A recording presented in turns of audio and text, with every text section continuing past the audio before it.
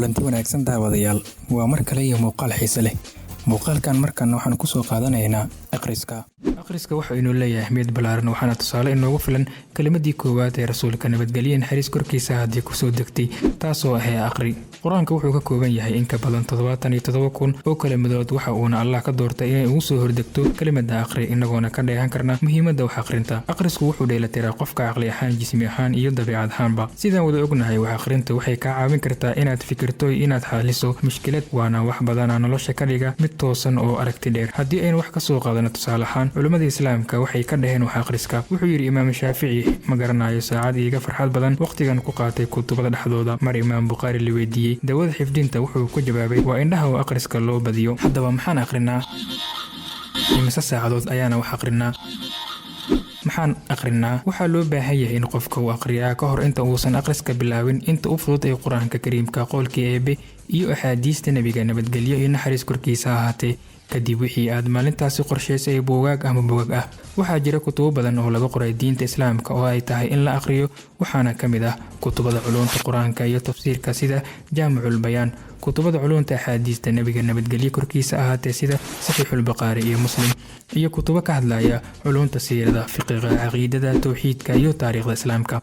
dhanka kale kutubada caalamka carabta waaweyn waxaa ka mid ah muqaddimada ibn Khaldun ee qoray Cabdiraxmaan bin Maxamed ibn Khaldun, risalatul qufraan ee uu qoray Abu Cala al-Ma'ri, iyo kutubo badan oo soo kala baxay xilliyo kala duwan kuwaas oo ka hadlaya qaybaha kala duwan ee nolosha oo kaalin xoog leh ka qaadan kara kubcinta maskaxdaada. faa'iidooyinka wax akhriska uu leeyahay. diinteena islaamka waxa ay nagu baraarujisay akhriska inay tahay nolosha qofka oo dhan, waana tan lagu amray nabigeena Maxamed nabadgelyo korkiisa ahaatee. ereygii ugu horreeyay ee la faray wuxuu ahaa akhri, waana fariin guud oo ummadda muslimiinka ah. haddii aan u guda galno akhriska iyo faa'iidooyinka uu leeyahay, waxaan ka dheehan karnaa qaybo badan oo faa'iido ah, waana sida tan: kubcinta garaadka waa xubin ka mid ah xubnaha jirka bani'aadamka, waxa uuna u baahan yahay in mar walba la kubciyo. waxyaabaha lagu kubciyo waxaa ka mid ah akhriska iyo inuu noqdo mid joogto ah. culimmada ku xeel dheer arrimaha caafimaadka waxa ay tilmaameen in qofka akhriska badan inuu ka caafimaad badan yahay garaad ahaan qofka aan waxba akhrin. ka hortagga walwalka. waxaa shaki ku jirin in qof walba oo dunidan ku nool in mararka qaar uu la kulmo walwal ka yimaada dhanka shaqada ama qoyska. walwalkaas waxyaabaha laga hortagi karo waxaa ka mid ah in qofka uu wax ka akhriyaa sida quraanka kariimka oo ah waxa ugu fudud ee qofka ku ilaabi karo walwalkiisa. aqoon kororsi. waxaa hubaal ah in akhrisku uu ku horseedayo horumar nolosha, gaar ahaan marka aad akhriso waxa aad jeceshahay, waayo wuxuu ku kordhayo aqoon badan, waxaadna noqonaysaa qof aqoon badan u leh takhasuskiisa. waxaa jira kutub badan marka aad akhriso aad helayso fikirro wanaagsan islamarkaana aad ku maaraynayso noloshaada. qoraal fiican. markii aan ka hadlayno qoraalka fiican waxaan ula jeednaa in qof walba qofka uu ka akhris badan yahay uu ka qoraal fiican yahay. akhriskuna wuxuu ku horseedaa in qoraalkaagu uu noqdo mid wanaagsan oo la fahmi karo. degnaansho. mar walba aad wax akhrinaysa ama aad wax qoraysa waxaad dareemaysaa degnaansho joogto ah, gaar ahaan intaad akhrinayso, waxaanay ka mid tahay faa'iidooyinka akhriska.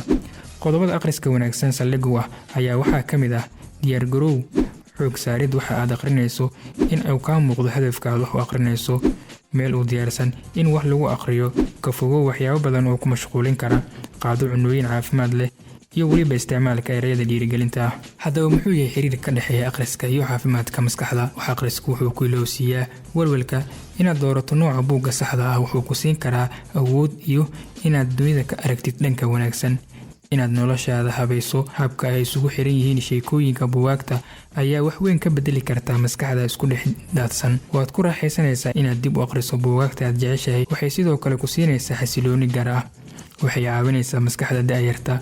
marka laga hadlayo akhristayaasha da'da yar, buugaagta waxay door muhiim ah ka qaadan karaan waxqabashada dhibaatooyinka maskaxda da'da yar. ugu dambeyn, waxaad ogaataa sida loo kala wax akhris badan yahay ayaa loo kala cilmi iyo aqoon badan yahay. dadkeena oo wax akhriyaa waa dalkeena oo horumara. waa tii xikmadii ahayd khayr aljaliisi fi zamaani kitaab, taasoo macnaheedu yahay saaxiibka ugu wanaagsan waa buugaagta.